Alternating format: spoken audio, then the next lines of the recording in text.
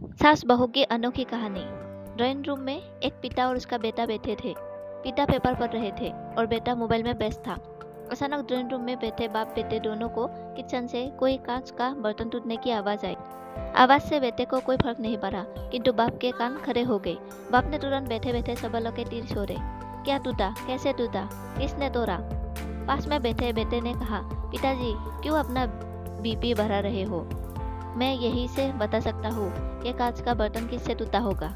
बाप ने कहा, बेटा बीपी तो बढ़ेगा ना, क्योंकि वो बर्तन फिर से खरीद कर तो मुझे ही देना पड़ेगा। चलो तुम बताओ बर्तन किसने तोड़ा होगा।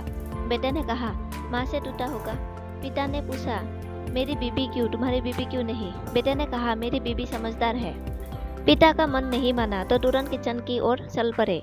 वहां जाकर पूछा कि बर्तन किसने तोड़ा, तो उनकी पत्नी सामने आई और कहा, मुझसे टूटा है, क्या करोगे?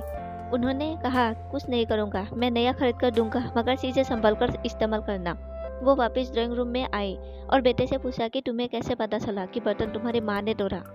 बेटा, मैं जवाब दो, अगर बर्तन बहू से टूटता तो पीछे तुरंत दांत की आवाज़ सुनाई देती, मगर बर्तन उनसे टूटा इसलिए पीछे कोई भी आवाज़ नहीं आई। किचन रूम का हाल आपको बताते हैं। ससुर के जाते ही बहू ने सास के पैर पकड़ लिए और कहने लगी, माँ जी आप बहुत अच्छी है, हर बार आप मेरी गलतियाँ छुपा देती है।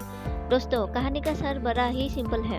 अक्सर हम लोग किसी भी सिचुएशन के बारे में अपनी अपनी धारणाएं पहले ही बना लेते हैं और सोचते हैं कि वही सच है, मगर ज़्यादातर बार ऐसा नहीं होता।